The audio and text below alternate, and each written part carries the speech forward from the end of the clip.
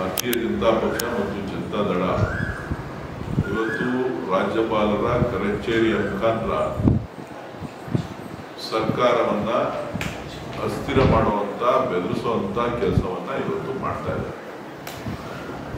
ಇವತ್ತೇನು ದೂರುದಾರರು ದೂರನ್ನ ಕೊಟ್ಟಿದ್ದಾರೆ, ಆ ದೂರು ಹಿಂದೆ ಯಾವುದೇ ಸಂಸ್ಥೆಗೆ ಲೋಕಾಯುಕ್ತಕ್ಕಾಗಲಿ ಅಥವಾ ಬೇರೆ ಸಂಬಂಧಪಟ್ಟಂತ ಏಜೆನ್ಸಿಗಳ ಮುಂದೆ ಇವರು ಇವತ್ತವರೆಗೂ ಕೂಡ ದೂರನ್ನ ಕೊಟ್ಟಿಲ್ಲ. ಏಕಾಏಕಿ ರಾಜ್ಯಪಾಲರಿಗೆ ನೇರವಾಗಿ ಕೊಟ್ಬಿಟ್ಟು ತನಿಖೆನೇ ಆಗದೆ, ವಿಚಾರಗಳು ಚರ್ಚೆಗೆ ಆಗದೆ, ಏಕಾಏಕಿ ಪ್ರಾಸಿಕ್ಯೂಷನ್ಗೆ ಅವಕಾಶ ಕೊಟ್ಟಿರ್ತಕ್ಕಂಥದ್ದು ಎಷ್ಟು ಸರಿ ಒಬ್ಬ ಮುಖ್ಯಮಂತ್ರಿಗಳ ಮೇಲೆ ಅಂತಕ್ಕಂಥದ್ದು. ನಾಳೆ ಎಲ್ಲರೂ ಒಂದೊಂದು ಅರ್ಜಿ ಒಬ್ಬೊಬ್ಬರ ಮೇಲೆ ಕೊಡ್ತಾನೆ ಇರ್ತಾರೆ. ಹಾಗಾದ್ರೆ ಎಲ್ರಿಗೂ ಅವರು ಪ್ರಾಸಿಕ್ಯೂಷನ್ಗೆ ಪರ್ಮಿಷನ್ ಕೊಡ್ತಾರೆ ಅಂತಂದ್ರೆ ಯಾವ್ದಾರ ಒಂದು ಸಂಸ್ಥೆಯಿಂದ ತನಿಖೆ ಆಗ್ಬೇಕು. ಲೋಕಾಯುಕ್ತದಿಂದ ಆಗ್ಬೇಕು, ಇಲ್ಲ ಪೊಲೀಸ್ ಇಲಾಖೆಯಿಂದ ಆಗ್ಬೇಕು, ಅಥವಾ ಬೇರೆ ಯಾವುದೇ ಸರ್ಕಾರ ನೇಮಿಸ್ತಕ್ಕಂಥ ಸಂಸ್ಥೆಗಳಿಂದ ತನಿಖೆ ಆಗ್ಬೇಕು. ಆ ತನಿಖೆನಲ್ಲಿ ತಪ್ಪಿತಸ್ಥರು ಅಂತ ಹೇಳಿ ಗೊತ್ತಾದಾಗ ಪ್ರಾಸಿಕ್ಯೂಷನ್ಗೆ ಅನುಮತಿ ಕೊಡ್ಬೇಕೇ ವಿನಃ ಇದೊಂದು ರಾಜಕೀಯ ದುರುದ್ದೇಶದಿಂದ ಬಿಜೆಪಿಯವರು ಮತ್ತು JDSನವರು ಏನೋ ಮಾಡ್ಬಿಡ್ಬೇಕು ಅಂತ ಹೇಳಿ ಪ್ರಯತ್ನ ಮಾಡ್ತಾ ಇದ್ದಾರೆ. ಅದು ಸಾಧ್ಯವಾಗೋದಿಲ್ಲ. ನ್ಯಾಯಾಲಯ ಇದೆ, ನ್ಯಾಯಾಲಯದಲ್ಲಿ ಎಲ್ಲವನ್ನೂ ಕೂಡ ನಾವು ಪ್ರಶ್ನೆ ಮಾಡ್ತೇವೆ. ಇವತ್ತು ಎಲ್ಲ ವಿಚಾರವನ್ನ ಕೂಡ ಎಳೆ ಎಳೆಯಾಗಿ ಇವತ್ತು ಮಾನ್ಯ ಮುಖ್ಯಮಂತ್ರಿಗಳಿಂದ ಹಿಡಿದು ಪಕ್ಷದ ಅಧ್ಯಕ್ಷರಿಂದ ಹಿಡಿದು ಎಲ್ಲರೂ ಕೂಡ ಈ ಮೂಢ ಪ್ರಕರಣವನ್ನ ರಾಜ್ಯದ ಜನರಿಗೆ ಸ್ವತಃ ವಿವರಿಸಿದ್ದಾರೆ. ಏನೇನು ಯಾರ ಕಾಲದಲ್ಲಿ ಏನೇನು ಆಗಿದೆ, ಯಾರ್ಯಾರು ಏನೇನು ಮಾಡಿದ್ದಾರೆ, ಇದರಲ್ಲಿ ಮುಖ್ಯಮಂತ್ರಿಗಳ ಪಾತ್ರ ಆಗಲಿ ಸರ್ಕಾರದ ಪಾತ್ರ ಆಗಲಿ ಇಲ್ಲ. ಇದು ಬಿಜೆಪಿ ಅವಧಿನಲ್ಲಿ ಸೈಟ್ ಅನ್ನ ಕೊಟ್ಟಿರ್ತಕ್ಕಂಥದ್ದು. ಇದು ಅವರ ಜಮೀನು ಕಳ್ಕೊಂಡಿರೋದಕ್ಕೆ ಜಮೀನಿಗೆ ಬದಲಿಯಾಗಿ ನಿವೇಶನಗಳನ್ನ ಕೊಟ್ಟಿದ್ದಾರೆ ಹೊರತು ಇದು ಬೇರೆ ಏನೂ ಅಲ್ಲ. ಇದೊಂದು ದುರುದ್ದೇಶ ಪೂರ್ವಕ ಒಂದು ಕ್ರಮ. ರಾಜ್ಯಪಾಲರು ತಕ್ಷಣ ಇದನ್ನ ಹಿಂಪಡಿಬೇಕು ಅಂತೇಳಿ ಒತ್ತಾಯವನ್ನ ಮಾಡ್ತಾರೆ.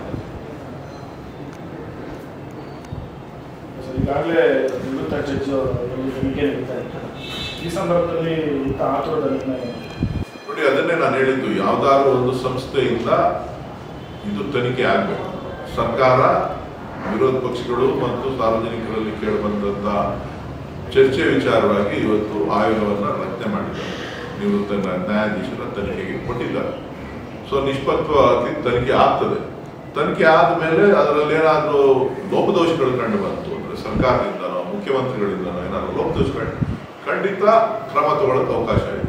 ಇಲ್ಲಿ ಏನೂ ಇಲ್ಲದೆ ಯಾರೋ ಅರ್ಜಿ ಕೊಟ್ಟರು ಅಂತೇಳಿ ಆ ಅರ್ಜಿನ ಮೇಲೆ ಇವತ್ತು ಪ್ರಾಸಿಕ್ಯೂಷನ್ ಪರ್ಮಿಷನ್ ಕೊಟ್ಟಿರೋದು ಅದೊಂದು ಸಂವಿಧಾನಕ್ಕೂ ಅಪಮಾನ, ಆಡಳಿತ ವ್ಯವಸ್ಥೆಗೂ ಅಪಮಾನ. ಇದೊಂದು ಹಾಸ್ಯಾಸ್ಪದ. ಇದರಲ್ಲಿ ಬೇರೆ ಏನಿದೆ ಅಂತ ಹೇಳಿ ನನಗೆ ಕಾಣಿಸ್ತಾ ಇದೆ. ಸಿಎಂ ರಾಜೀನಾಮೆ ಕೇಳ್ತಾನೆ ಇದ್ದಾರೆ ಸರ್ ಈ ವಿಚಾರ. ಅಲ್ಲ, ಎಲ್ಲರೂ ಕೇಳ್ತಾರೆ ಸೀಟ್ಗೆ ಅರ್ಜಿ ಹಾಕೋಬೇಕು ಅಂತ ಹೇಳಿ. ಎಲ್ರಿಗೂ ಏನಾರ ಮಾಡಿ ಕಾಂಗ್ರೆಸ್ ಸರ್ಕಾರನ ಅಸ್ಥಿರಗೊಳಿಸ್ಬೇಕು ಅಂತ ಹೇಳಿ ಬಿಜೆಪಿಯವರಿಗೆ JDS ಅವರಿಗೆ ಒಂದು ಮೊದಲಿಂದ ಹೇಳ್ಕೊಂಡು ಬಂದ್ರು. ಏನಾದ್ರು 3 ತಿಂಗಳು ಬಿದ್ದೋಯ್ತದೆ ಅಂದ್ರು, 20 ಜನ ಬಂದ್ಬಿಡ್ತಾರೆ ಅಂದ್ರು, 50 ಜನ ಬಂದ್ಬಿಡ್ತಾರೆ ಅಂದ್ರು. ಈಗ 1 ವರ್ಷ ಗಡುವು ಕೊಟ್ಟಿದ್ದಾರೆ. ಹೀಗೆ ಏನೇನೋ ಒಂದೊಂದೊಂದೊಂದೊಂದೊಂದೊಂದು ಅವ್ರ ಶಾಸಕರನ್ನ, ಅವರ ಸರ್ಕಾರನ, ಅವರ ಇದನ್ನ ಉಳಿಸ್ಕೊಳ್ಳೋದಕ್ಕೋಸ್ಕರ, ಅವರ ಒಂದು ಪಕ್ಷದ ಅಸ್ತಿತ್ವವನ್ನು ಉಳಿಸ್ಕೊಳ್ಳಿಕ್ಕೋಸ್ಕರ ಕೆಲವರು ಅವಾಗವಾಗ ಈ ತರ ಡೈಲಾಗ್ಗಳನ್ನ ಬಿಡ್ತಾ ಇರ್ತಾರೆ. ಆ ಡೈಲಾಗ್ಗಳಿಗೆ ಎಷ್ಟು ಮಾನ್ಯತೆ ಇದೆ ಅಂತ ಹೇಳಿ ಗೊತ್ತು ನಿಮ್ಗೆ. ಇವತ್ತು ಹೇಳ್ತಾರೆ, ಮುಂದಕ್ಕೆ ಹೋಗ್ತಾ ಇರ್ತಾರೆ.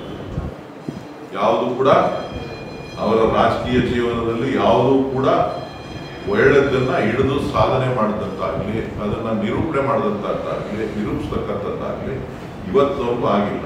ಸುಳ್ಳು ಅವರ ಜೀವನ. ಸುಳ್ಳಿನಲ್ಲಿ ರಾಜಕಾರಣವನ್ನ ಮಾಡ್ತಾ ಇದ್ದಾರೆ.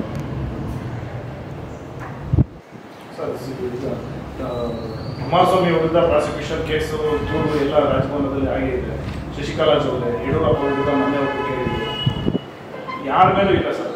ಸಿದ್ದರಾಮಯ್ಯ ಅವ್ರ ಮೇಲೆ ಯಾಕೆ ಈ ರೀತಿಯ ಒಂದು ಟಾರ್ಗೆಟ್ ಮಾಡ್ತಿದ್ದಾರೆ? ಭಾರತೀಯ ಜನತಾ ಪಕ್ಷ ಕಳೆದ 10 ವರ್ಷ 3 ತಿಂಗಳು ಏನು ನರೇಂದ್ರ ಮೋದಿ ಅವರ NDA ಸರ್ಕಾರ ಅಧಿಕಾರಕ್ಕೆ ಬಂದ ಮೇಲೆ ಈ ದೇಶದಲ್ಲಿ ವಿರೋಧ ಪಕ್ಷದಲ್ಲಿ ಆಡಳಿತ ನಡೆಸ್ತಕ್ಕಂಥ ರಾಜ್ಯಗಳನ್ನ ಅಸ್ಥಿರ ಮಾಡ್ತಕ್ಕಂಥದ್ದು ಮೊದಲಿಂದನೂ ಕೂಡ ನಡ್ಕೊಂಡು ಬಂದಿರ್ತಕ್ಕಂಥದ್ದು. ಅವರು ಇನ್ಕಮ್ ಟ್ಯಾಕ್ಸು, ಇಡಿ, CBI, ನ್ಯಾಯಾಲಯಗಳು ಮತ್ತು ಇವತ್ತು ರಾಜ್ಯಪಾಲರ ಕಚೇರಿಗಳು ಇವರ ಕೈಬೊಂಬೆಯಾಗಿ ನರೇಂದ್ರ ಮೋದಿ ಸರ್ಕಾರದ ಕೈಬೊಂಬೆಯಾಗಿ ಕೆಲಸ ಮಾಡ್ತಾರೆ. ಕೆಲವು ಸಂದರ್ಭದಲ್ಲಿ ನ್ಯಾಯಾಲಯಗಳು ಕೂಡ ಆದೇಶಗಳನ್ನು ನೋಡಿದಾಗ ಜಸ್ಟಿಸ್ ಸಿಗುತ್ತಾ ಇಲ್ವಾ ಅಂತಕ್ಕಂಥದ್ದು ಕೂಡ ಕೆಲವು ಸಂದರ್ಭಗಳಲ್ಲಿ ಕಾಣ್ತಾ ಇದ್ದೀವಿ. ಸೊ ಹಾಗಾಗಿ ಜನ ಕೂಡ ಒಂದು ಕಡೆ ಭ್ರಮ ನಿಲ್ಲಿಸಲಾಗಿದೆ. TV12 ಕನ್ನಡ, ಇದು ಕನ್ನಡಿಗರ ಧ್ವನಿ.